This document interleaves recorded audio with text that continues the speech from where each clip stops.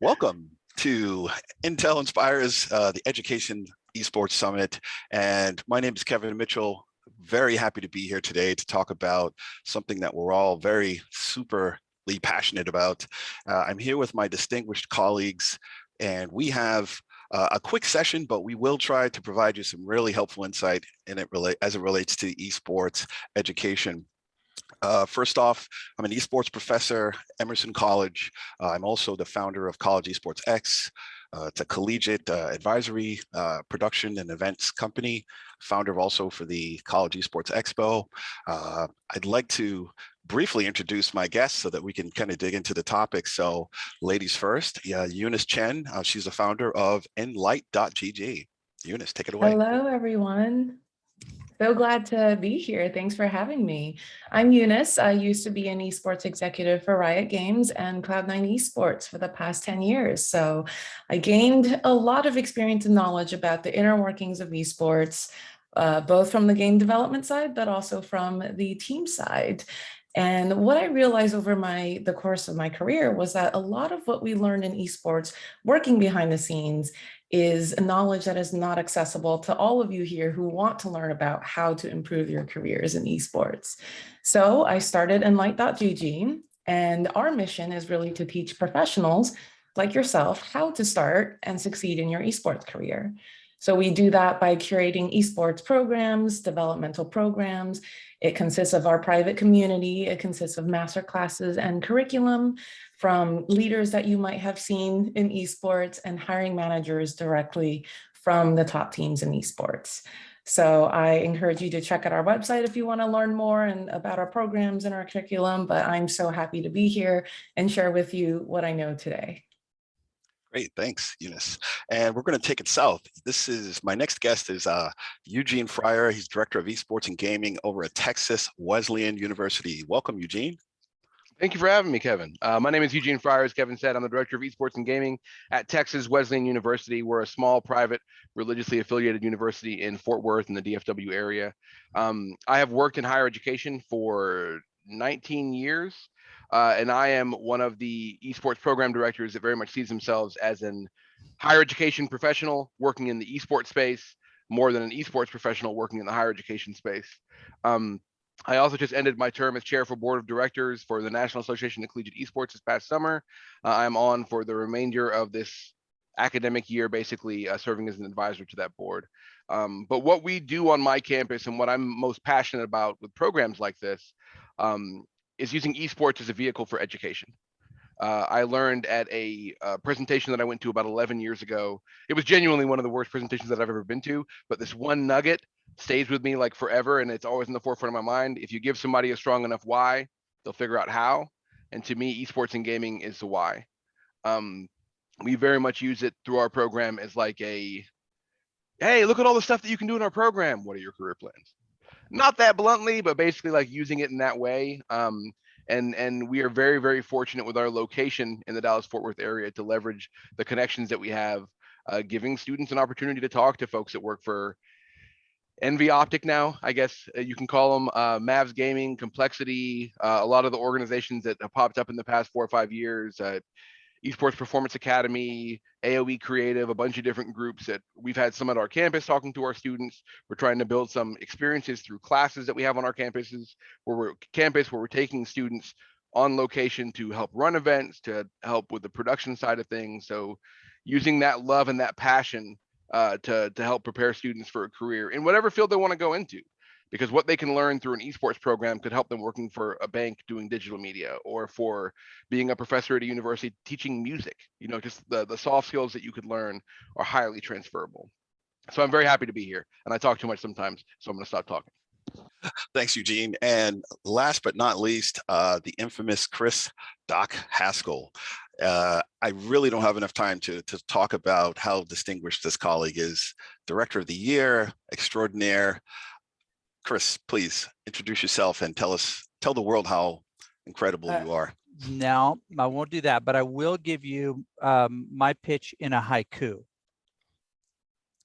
Professor, research, esports is going to be huge. Oh crap, I'm in charge. Kevin, first question. All right, Chris, I love it, sweet and simple. So Eunice, first question is for you. Now, talk to us about esports curriculum and what role it plays in terms of enhancing experiential learning opportunities for students. What do you think in this present day, what role does esports curriculum or curriculum in general and the constructs, what role does that play in terms of the career development aspirations for students? It's been really great to see gaming and esports take a huge exponential growth in the last couple of years and seeing the next generation being interested in working in this industry.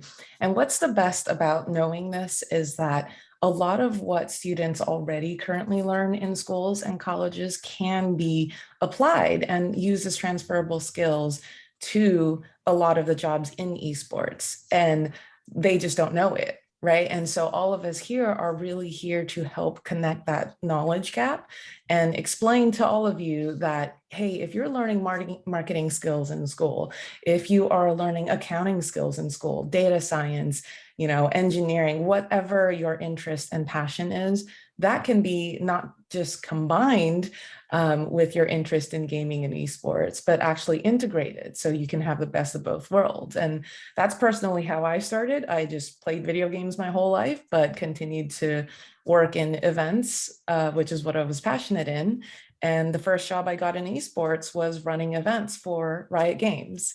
And I was fortunate enough to be able to combine both of my passions, but everyone here can as well. And so understanding what you're passionate about and what your skill set is in is the first step in really making that connection for yourself and planning what your next step is in your career.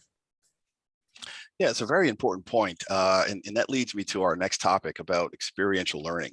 As a professor at Emerson for the last 5 years, every semester, it's a struggle thinking about how can we continue to upgrade and optimize our curriculum to meet the needs of the evolving industry. And one key area that's really been beneficial is integrating experiential learning opportunities. For example, my esports events class, we ran a collegiate tournament for the Craft Group, Boston Overwatch franchisee. Doc, speak to us about what you're doing at Boise State to help prepare students from an experiential learning standpoint outside of the classroom. Well, I mean, experiential learning is the trifecta of authentic, situated, and personally relevant, right?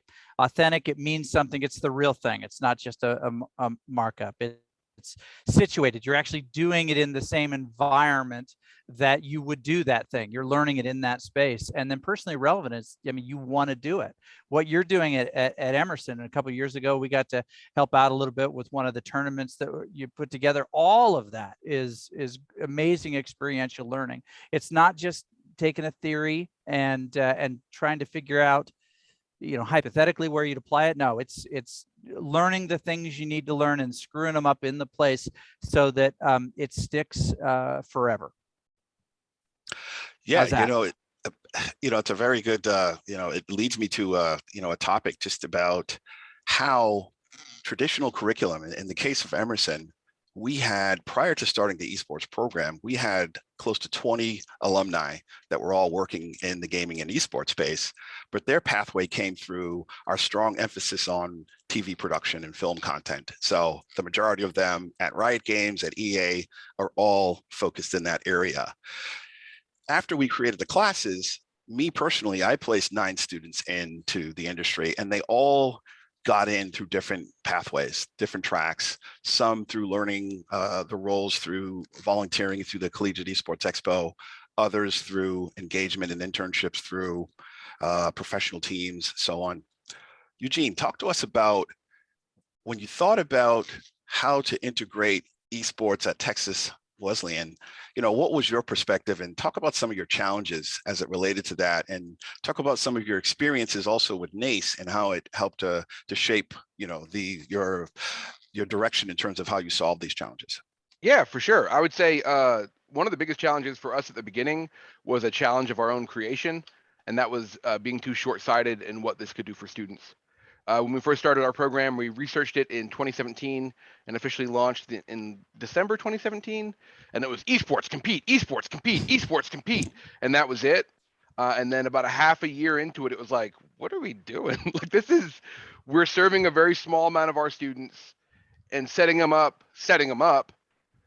for nothing, really, like giving them a fun experience, but this is not education.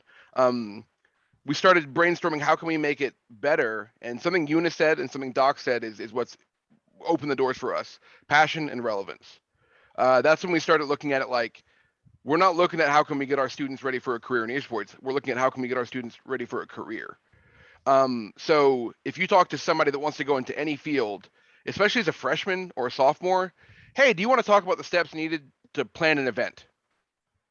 They're not going to be like, yeah, man, unless they really love events. But if it's like, hey, let's plan a Smash event, or hey, let's plan a thing you like event. Personally relevant. Yeah, it's like, exactly. And it hits on their passion, and it hits on like, I want to do this, versus sometimes we all know in the classroom, sometimes students can be presented information that is important to them, but it's not relevant to them. And it's like, I get that this is important, but so when we started doing that, we started seeing a lot more benefit to our students and a lot more growth with them. Once we started providing them, again, the experiential learning opportunities, the hands-on, like, we're not going to do this for you. We're going to help guide you to do this. We had our Extra Laugh event this past weekend, and it was the best one that we've had so far. We raised more money than we have in the past. And it's one of those things, I don't mean to sound cold to any of our students, but I could have planned a better event in a day, but I've been an event planner for 17 years. What they got from planning the event, I would not have been able to have given them by talking to them about how to plan an event. So the magic in that, the magic in letting them fail sometimes. There's a lot of function in failure. There's a really, really, and I'll shut up after this, but a really funny moment with one of the students after the event this week, when they said, hey, this one thing that didn't go exactly how we wanted, like, did you know that was not going to work? It's like, I was pretty sure it wasn't going to work, but I was always taught to allow myself the opportunity to be surprised. They were passionate about doing it. Let's do it. And if it fails, it's not going to ruin the event. And the student was like, oh, so you let us fail sometimes? And it was like, yeah. And he stopped for a second. He said, have you let me fail stuff? I was like, absolutely.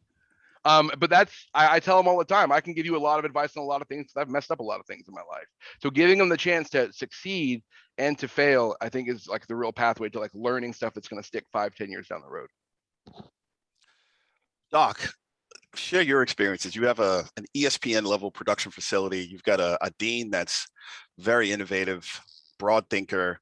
You're probably the most relevant thing in your state, and I say that with kindness. Talk about some I of don't know. your We've got experiences. wolves. We've got wolves in our state too, and those are pretty cool.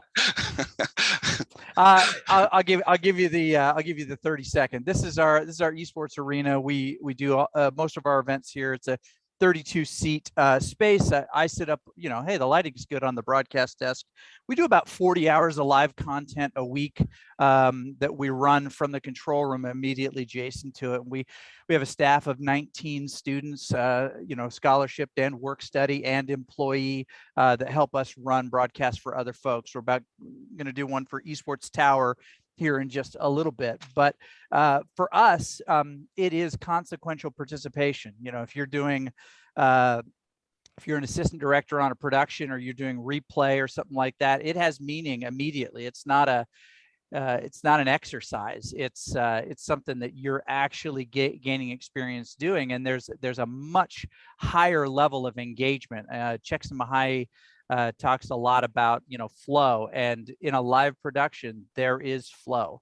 It's that happy space between boredom and panic, and days go really quick here. 12-hour days go really fast because there's always something exciting going on, and we constantly see our students who come to this program not to take classes in esports production, but just to participate, getting jobs as as storytellers and talent, as production work. We just got a visit from one of our former students who graduated last semester and now works for a big local game promotion company. It does a lot of what Eunice has done over the years, just helping to launch titles, create events, to create media around those events, and really promote them.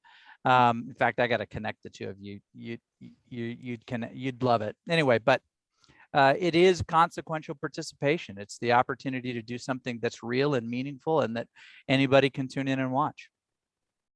And Eunice, you have a very unique perspective because you came from the professional esports industry and then identified a need to train individuals that want to enter the space, but in a different manner than the traditional, secondary collegiate experience. Talk about Nlightgg and what you're doing with your masterclass. Yeah, I really resonate with all of the experiential learning that everyone brought up here. And what we did was also recognize the need for that. And what we have ran back in July and August was a 6-week boot camp where students could sign up for one of 4 different tracks between social media, broadcast and production, talent management, and event planning. And each of the students learned the necessary skills in their track. And by the end of 6 weeks, they were running a live Valorant tournament that we put on the front page of Twitch for them. And all of these students came in with 0 experience. Most of them have never really seen how a tournament was run before, but we gave them a safe space with guidance, but also a safe space for failure, as Eugene said, right? It's something where we definitely wanted to have students feel like they were believed in and that we had the confidence in them that they could run this event, even if they didn't feel like they had the confidence in themselves to do it. So by the end of 6 weeks, everything ran off without a hitch. There were small issues here and there, but we never really made that into, we turned that into learning points. And that was something that the students could learn for future events. But now they also have something on their resume and in interviews that they can talk about. But most importantly, as Eugene and Doc both said, they actually were able to realize if they like the job or not, because you never know from learning something academically or from a theory kind of perspective, if you'll actually like doing social media, if you'll actually like planning this event, right? You might think you do because it looks glamorous on screen, it looks great, but once you actually do it, you might realize your personality is not the right fit for it, for example. The epiphany of clarity. So we do programs like that. Yeah. And Yeah. I'm sorry. Well, Doc, he's done showing off his facility here. So we're going to let Eugene expound upon, what do you say to facility. My LG backdrop here. Yeah.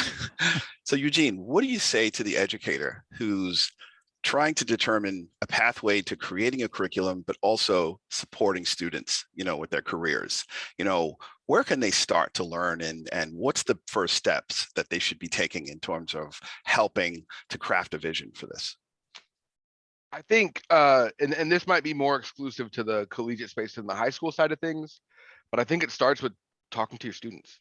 Like, what are their interests? What kind of direction are they looking in? What are their backgrounds, and trying to craft something based on that.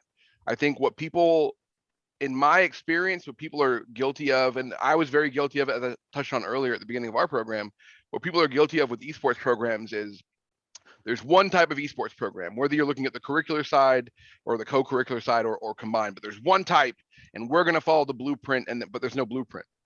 So what makes sense for your school and for your students? Starting with those conversations, gather your data, find out some stuff, find out what resources are available to you nearby before you start looking at what guides can you pull from online, all that kind of stuff. What do you have nearby that might add some relevance to some thoughts that your students might have, and then use that as a foundation. That's the big thing for me.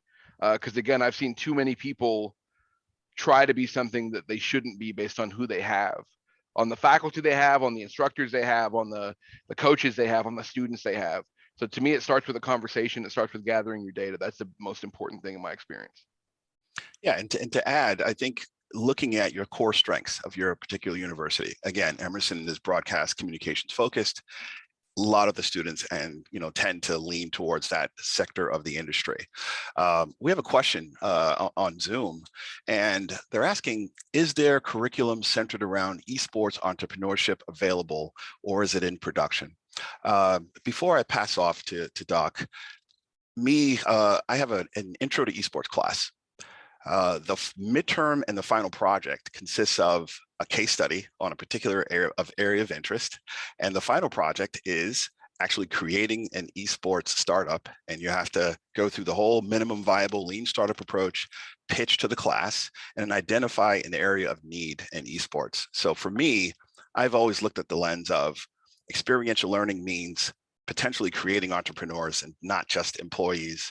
And if employment is your track to, achieving a career, that's fine. But I like to train for entrepreneurship because it's a different lens than just looking at, how to work for, a particular company. So Doc, what do you say to this this gentleman or woman who's asked this question about esports entrepreneurship, and what does the future behold for your program in that regard? That's a good one. So what's unique about us is that while what we do is a slightly different model. So we're a lot like a football team. We are a platform that other departments can build curriculum on. If you're a football or basketball, volleyball team, what's it called? Exercise science and what's the injury one? Athletic training are part of are different departments that serve in your space, and we're the same way.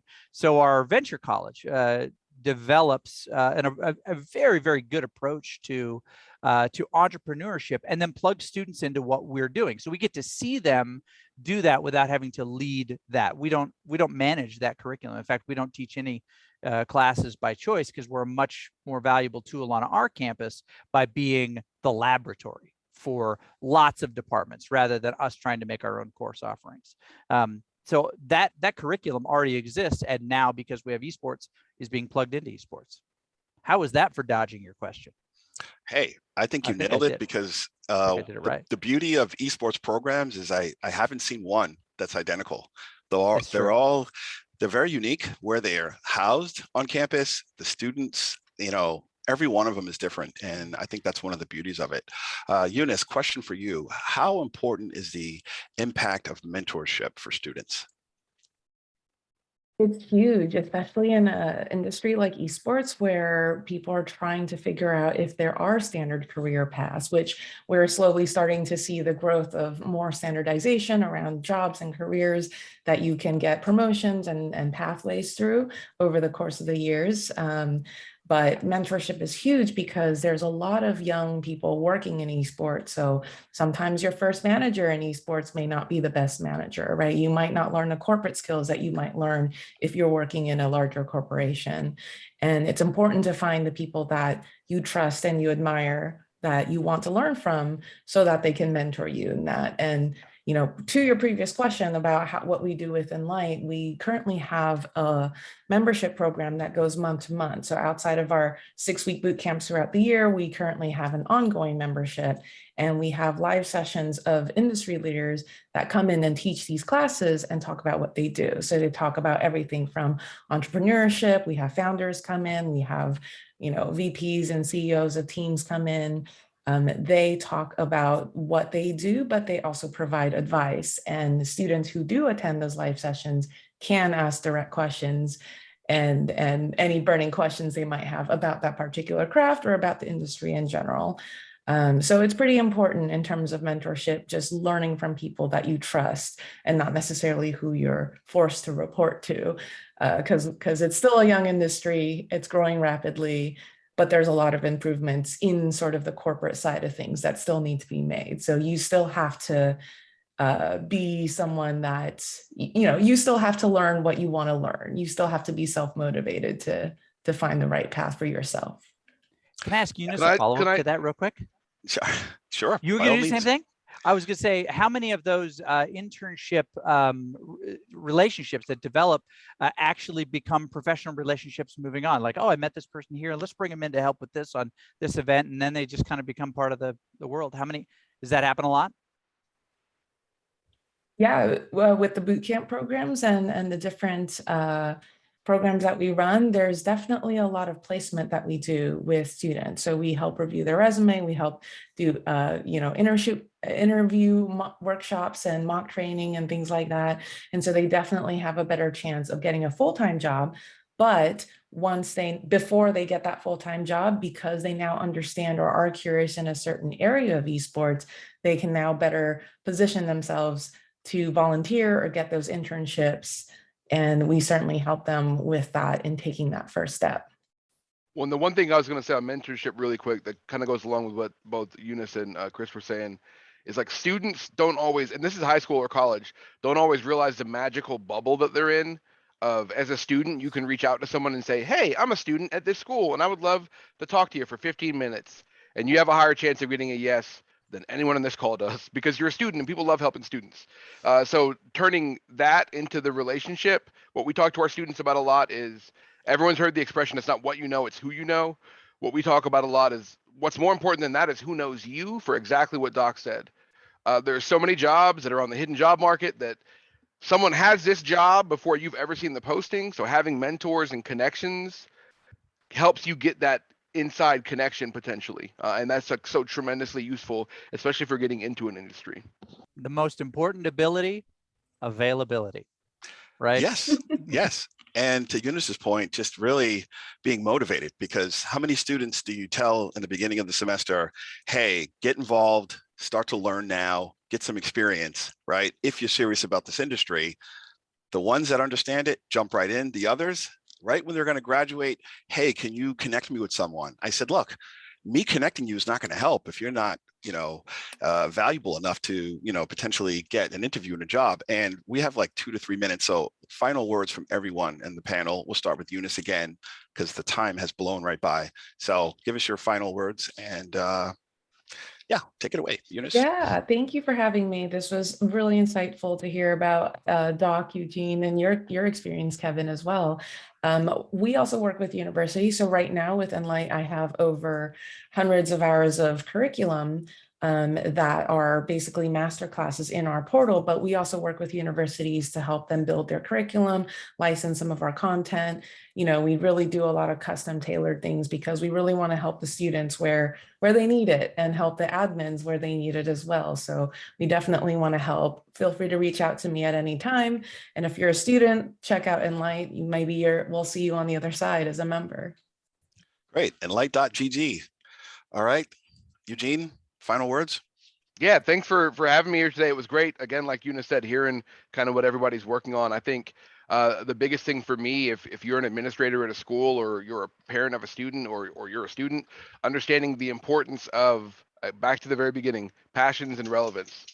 Like using this as an opportunity as a student to learn some skills, to go wherever you want to go as a parent or a family member, allowing that to happen and not putting up roadblocks of, but it's video games. And as an administrator, understanding the true educational power that this can have and the life-changing potential that it has for students as well. I think we're in a very special moment in this space right now, and it's very, very exciting. Excellent. Doc, final words. I love the passion and relevance discussion so much that I return the balance of my time back over to Eugene to just say some of it again. Go. Passion and relevance. Times 3, times 4. Thank you all. This has been incredible. My final words are College Esports Expo 2022 announcements coming soon, Boston, PAX East, March 2nd.